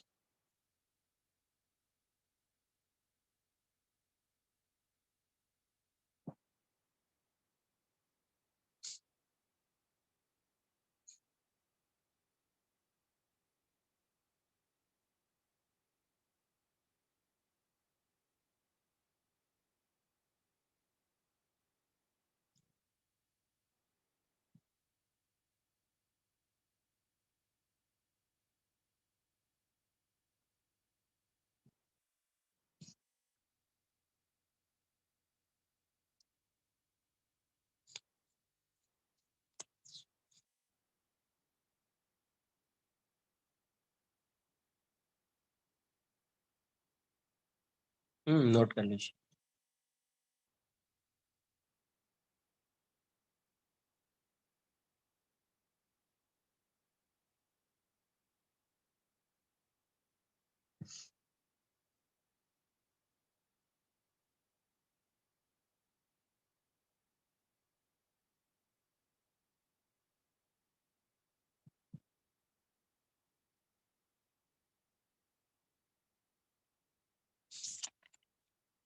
देखिए, इसको चाहिए था, जिसने नोट नहीं किया एक बार देख लो पेज नंबर 7।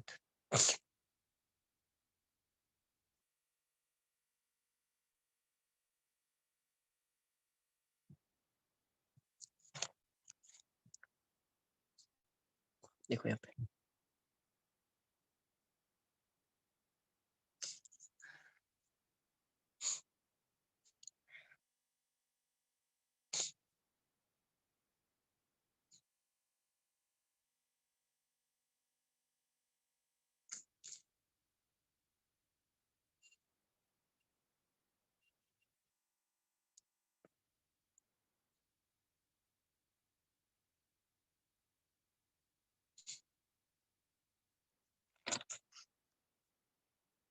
मान लीजिए ये एक पार्टिकल है और ये एक पार्टिकल है, इसका मास 1 kg है और इसका मास जो है वो 2 kg है।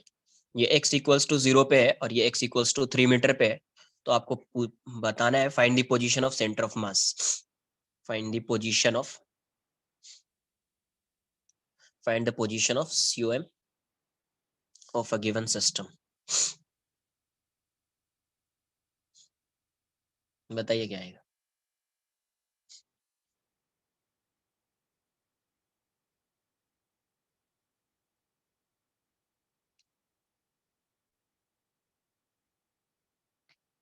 सही, करेक्ट।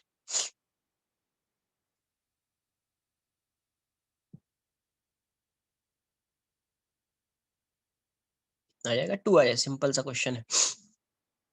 ये यहाँ पे कहीं सेंटर ऑफ मास मान लिया जाए कि यही कहीं यहाँ पे सेंटर ऑफ मास लाई कर रहा है। यहाँ से इसका डिस्टेंस r1 है, x इक्वल्स टू 0 है, तो यहाँ पे x की वैल्यू क्या हो जाएगी, r1 हो जाएगी। यही पोजीशन ऑफ सेंटर ऑफ मास। ये r2 क्यों फाइंड करना है यहाँ है, r2 तो फाइंड नहीं करेंगे अपन, है ना। मुझे x की वैल्यू चाहिए, तो r xcm क्या हो जाएगा इसका, नहीं है तो 0 लिख दो ऐसे, 1 × 0 प्लस 2 × ये वाला डिस्टेंस कितना हो जाएगा 3 मीटर है, तो मीटर में आएगा ना 1 + 2। तो एक्ससीएम की वैल्यू कितनी हो जाएगी 6/3, तो 2 मीटर है ना, मीटर में है x, तो मीटर में आएगा। या इसको आप ऐसे भी फाइंड कर सकते थे, x इक्वल्स टू r1 है, तो r1 इक्वल्स टू क्या हो जाएगा m2r/m1 + m2। तो 2 × 3/2 + 3, यही वैल्यू, सॉरी 1 + 2, तो यहाँ से भी 2 मीटर आएगा, यहाँ से भी 2 मीटर आएगा। नेक्स्ट क्वेश्चन, ये ऐसा एक इक्विलेटरल ट्रायंगल है। इस इक्विलेटरल ट्रायंगल पे यहाँ पे मास m है, यहाँ पे भी मास m है और यहाँ पे भी मास m है। इसका साइड लेंथ क्या है l। इक्विलेटरल ट्रायंगल, यहाँ पे मैं कार्टेशियन कोऑर्डिनेट सिस्टम बना दे, ओरिजिन ले लेता हूँ इसी x y, है ना। इस पॉइंट का कोऑर्डिनेट 0 0 है। तो find the position of centre of mass. Find the position of COM।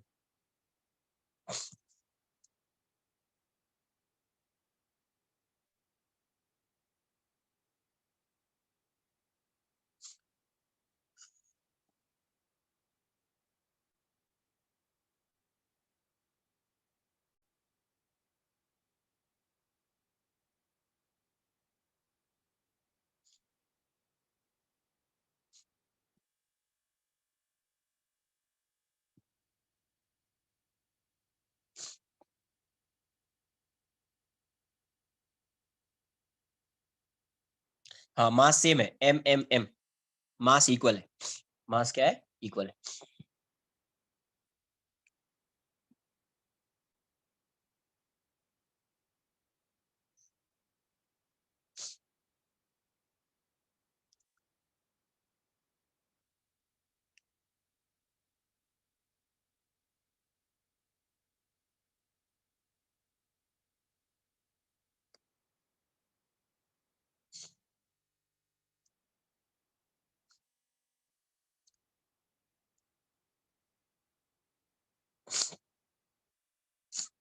L/2, हाँ कुछ ऐसा ही आएगा, देख लेते हैं।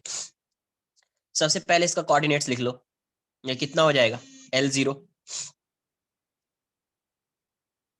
और ये वाली वैल्यू कितनी हो जाएगी L/2, तो ये वैल्यू कितनी आ जाती है, ये वाला डिस्टेंस √3 L/2।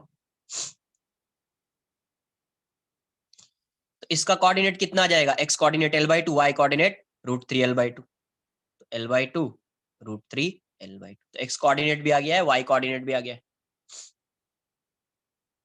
ये 0 0, तो ये वाला डिस्टेंस L, तो ये इस पॉइंट का L0 है ना। ये वाला कितना है L/2 होगा, तो ये कितना आ जाएगा, हाँ सेंट्रॉइड पे कब होगा, जब मास सेम है तब, हर केस में नहीं आएगा, है ना, इसीलिए तो मास को सेम लिया है, तो फिर आपको समझ में आएगा कि ये सेंट्रॉइड पे आ जाएगा।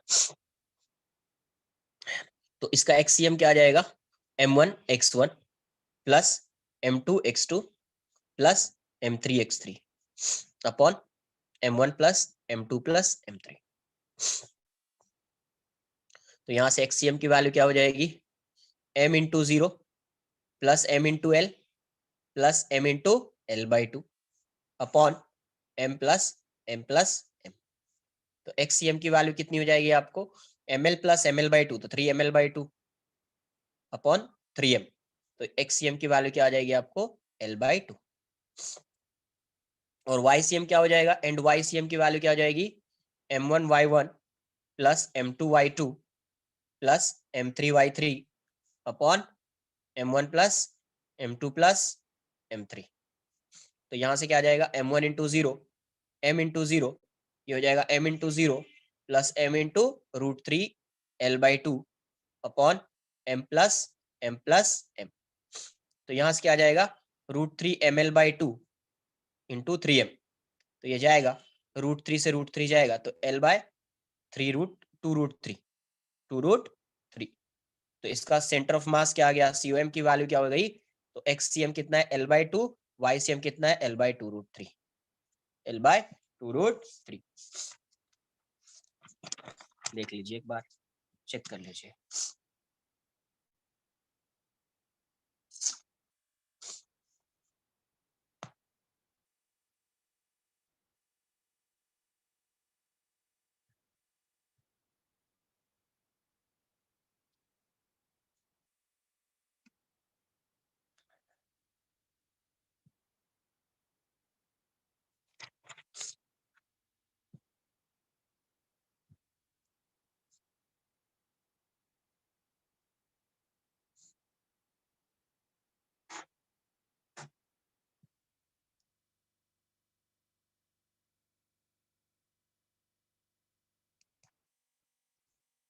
डन।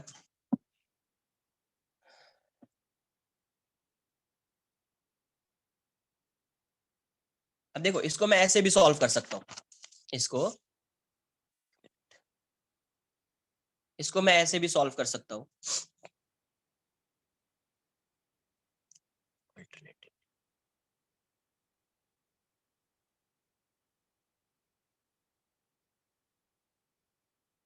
यहाँ पे मास m है, यहाँ पे मास m है, और यहाँ पे मास m है, ये वाला डिस्टेंस अपने को पता है √3 L/2 है, ठीक है। तो अब ये दो पार्टिकल को एक सिस्टम मान लेते हैं पहले, ये दो पार्टिकल को सिस्टम मानेंगे तो इसका सेंटर ऑफ मास m है, तो इन दोनों का सेंटर ऑफ मास यहाँ पे लाई करेगा, इसको C1 बोल देता हूँ, है ना। ये वाला डिस्टेंस L/2 हो जाएगा, ये L/2 हो जाएगा। अब इसको और इसको एक पार्टिकल मान लेते हैं, ये एक पार्टिकल है जिसका मास m है, और दूसरा पार्टिकल ये है जिसका मास क्या हो जाएगा 2m। अरे इन दोनों का सेंटर ऑफ मास यहाँ पे है, C1 बोल दिया है, तो उसका मास क्या हो जाएगा, अभी दोनों मास को यहीं पे एज्यूम करेंगे, 2m हो जाएगा। और ये वाला डिस्टेंस कितना है √3 L/2, तो इन दोनों का सेंटर ऑफ मास का यहाँ पे लाई करेगा, इस वाले डिस्टेंस को R1 बोल देते हैं।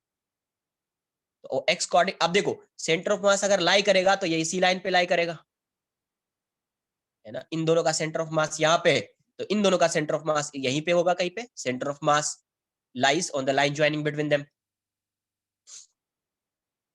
तो कहीं यहाँ पे होगा। तो एक्स कोऑर्डिनेट तो पता चल गया ये होगा, अगर ये 0 0 है तो एक्स कोऑर्डिनेट ये होगा, वाई कोऑर्डिनेट ये हो जाएगा, तो ये वाला कोऑर्डिनेट क्या होगा y1। तो R1 की वैल्यू को क्या लिखोगे m2, तो m2 आपके लिए ये होगा, upon m1 plus m2 into total distance √3 l/2। तो यहाँ से क्या आ गया m/3m इंटू √3 l/2। m से m जाएगा √3 से √3 जाएगा l/2 √3 आ जाएगा। तो यही आपका y कोऑर्डिनेट है, ये आपका x कोऑर्डिनेट है। तो सेंटर ऑफ मास क्या आ जाएगा आपका l/2 √3। देख लो आपको कैसे सॉल्व करना है।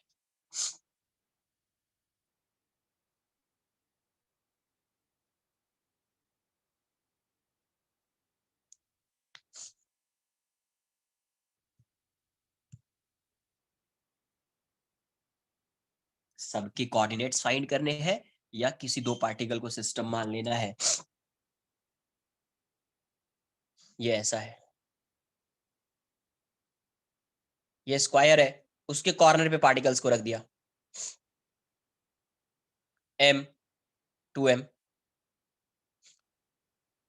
3m 4m मान लो। ये 0 0 है, ये क्या है x और ये y। l l l l find the position of centre of mass. Position of centre of मास। तो आप कोऑर्डिनेट्स लिख सकते हैं या इन दोनों का या इन दोनों का सेंटर ऑफ मास देख सकते हैं कहाँ पे है, क्या कहाँ पे लाई करेगा, या ज्यादा बेटर है कोऑर्डिनेट्स लिख लीजिए जो आपको सही लगे।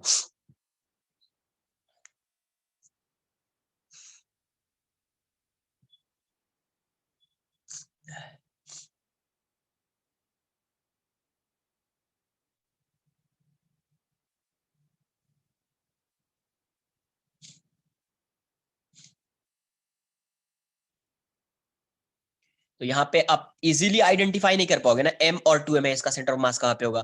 m या 2m 3m है तो कहाँ पे होगा? 3m 4m है तो इससे ज्यादा बेटर है कोऑर्डिनेट्स लिख लो, वहां पे इजीली आइडेंटिफाई कर लेते m है तो सेंटर ऑफ मास यहाँ पे होगा।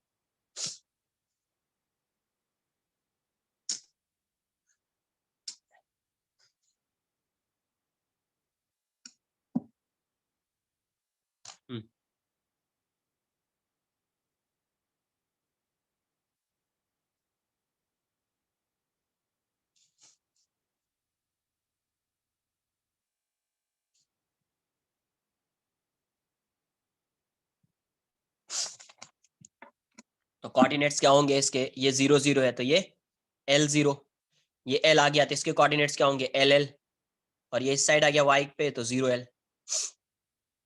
इसके कोऑर्डिनेट्स 0 0, इसके l0, इसके ll और इसके 0l। देख लेते एक बार कितना आ रहा है। तो xcm की वैल्यू क्या हो जाएगी m1 x1 plus m2 x2 plus m3 x3 plus m4 x4 by m1 plus m2। बार बार ये फॉर्मूला मैं नहीं लिखूंगा, डायरेक्ट वैल्यू पुट कर दूंगा। तो यहां से क्या आ जाएगा m into 0 plus m into L plus m into L plus m into 0, sorry 2m 3m 4m। ये क्या हो जाएगा m plus 2m plus 3m plus 4m। तो हो जाएगा 5 ml बाई 10m। तो फर्स्ट आ जाएगा l/2। YCM कितना हो जाएगा? तो m into 0 plus 2m into 0 plus 3m into L plus 4m into L by m plus 2m plus 3m plus 4m। तो कितना आ रहा है? तो 7 ml बाई 10m। तो m से m जाएगा 7l बाई 10। तो XCM की वैल्यू कितनी हो जाएगी? एक सॉरी, सेंटर ऑफ मास कहाँ पे आ जाएगा? तो आ जाएगा l/2 और 7l/10। क्लियर है?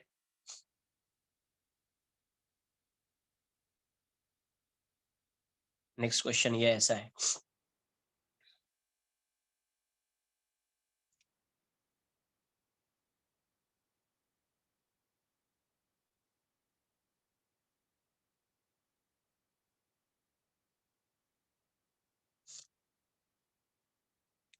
ये x, ये y और ये z, मतलब सेंटर यहाँ पे होगा, ओरिजिन।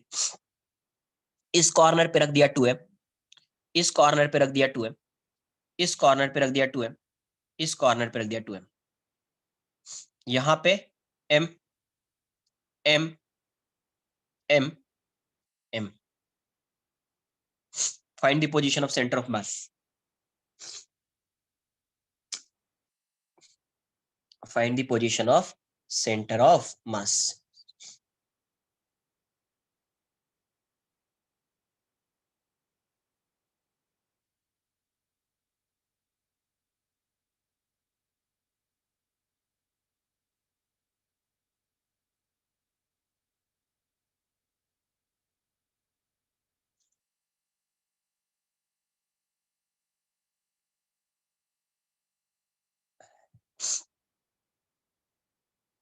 पोजीशन बताइए, एक्स सी एम क्या होगा, वाई सी एम क्या होगा, जेड सी एम क्या होगा?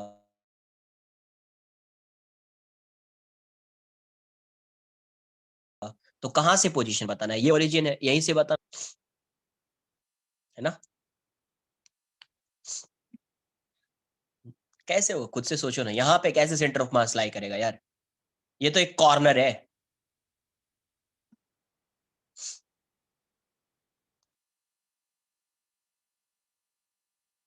एक क्यूब है, क्यूब मान लो यार, एल एल एल, क्यूब है क्यूब।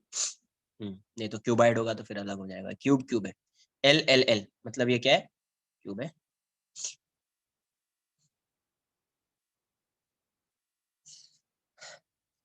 अरे डेटा मैसेज क्या आएगा इसमें? बहुत सारा डेटा है, इतना डेटा है कि मैं 24 आवर्स लेक्चर लेता रहूं फिर भी नहीं जाएगा।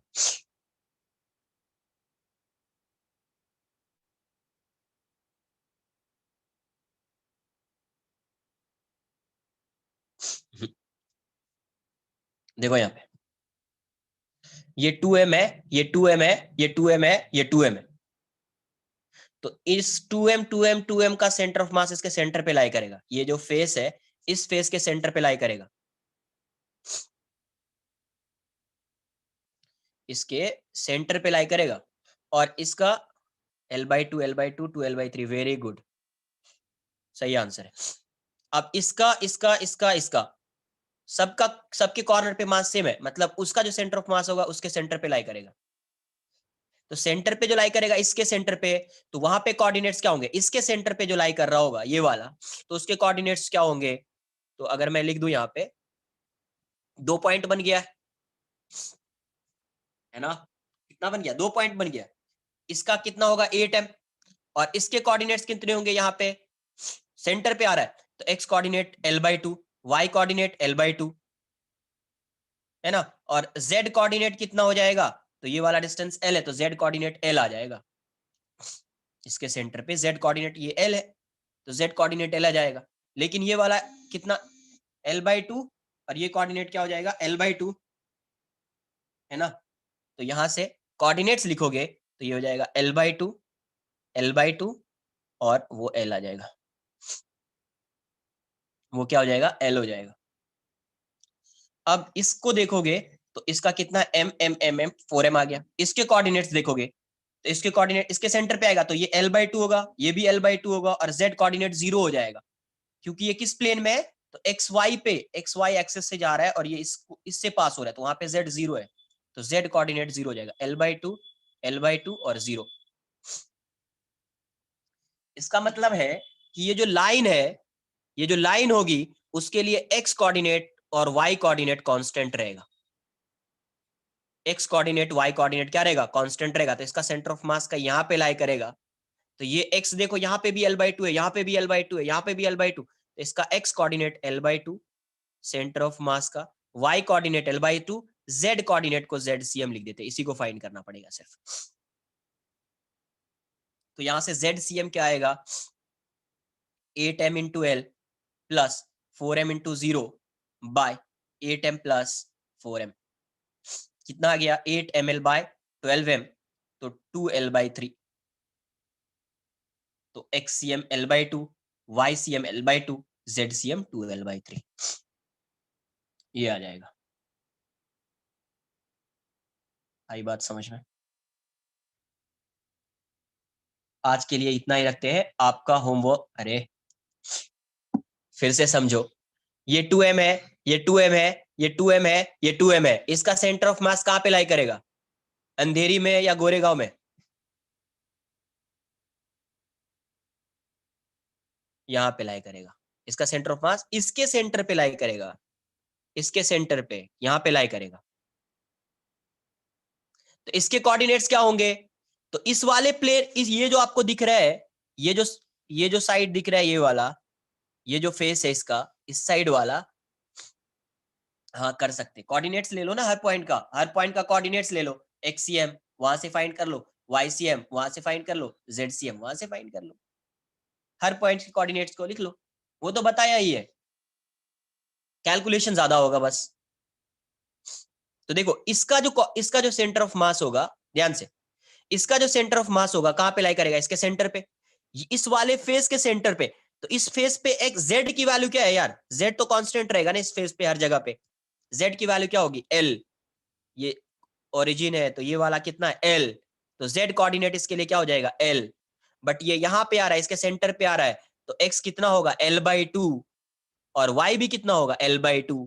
तो L/2 L/2 L, और इसका मास 2m है, 2m है, 2m है, 2m है, 8m है। मतलब पूरे मास को कहां पे एज्यूम करेंगे? इसके सेंटर ऑफ मास पे। तो उस पूरे मास को यहाँ पे इस पॉइंट पे, जिसका कोऑर्डिनेट क्या है? L/2 L/2 L, और इसका मास क्या हो जाएगा? 8m। मास क्या हो जाएगा? 8m। उसी तरीका से ये m m m m है, तो उसका सेंटर ऑफ मास भी उसके सेंटर पे लाई करेगा। तो सेंटर पे लाई कर रहा है, तो उस वहां पे मास कितना हो जाएगा? 4m। तो 4m लिख दिया। इसके कोऑर्डिनेट्स क्या होंगे? तो देखो ये जो प्लेन है, ये प्लेन इस ओरिजिन से पास हो रहा है और XY में है, ये प्लेन XY प्लेन है और ओरिजिन से पास हो रहा है। तो यहाँ पे इस पूरे प्लेन के लिए में Z की वैल्यू क्या होगी? 0 होगी। इस पूरे प्लेन में Z की वैल्यू क्या होगी? 0। तो Z 0 हो गया, और इसके सेंटर पे लाई कर रहा है, तो x कितना आ रहा है? हाफ। y कितना आ रहा है? L/2, और x L/2। Z 0 आ रहा है। लेकिन ये जो प्लेन है, ये वाला 2m वाला, इसमें Z की वैल्यू हर जगह पे क्या होगी? L। अरे ये ऐसा x है और ये प्लेन है, ये प्लेन है, तो ये x एक्सिस है, और यहाँ पे अगर एक ऐसा प्लेन है, यहाँ पे x की वैल्यू 5 है, तो हर जगह पे x की वैल्यू क्या होगी? 5 होगी। तो वही है, यहाँ पे x की वैल्यू, z की वैल्यू L है, इस प्लेन के हर पॉइंट पे z की वैल्यू कितनी होगी? z तो कांस्टेंट रहेगा यार, है ना? तो ऐसा आ जाएगा। हाँ, मास सेम होता तब आता वो, मास इक्वल होता तब आता वो आंसर, L/2 L/2 L/2, जब वो मास इक्वल होता तो आता आंसर। ठीक है, आपका होमवर्क रहेगा centre of mass booklet, page number 74। कोई नहीं, सेंटर ऑफ मास की जो बुकलेट है, होमवर्क क्या है एक बार सुन लीजिए। Page number 74, ice exercise 1, in chapter exercise 1, question number 1 to 7 है, एक बार ट्राई कीजिए।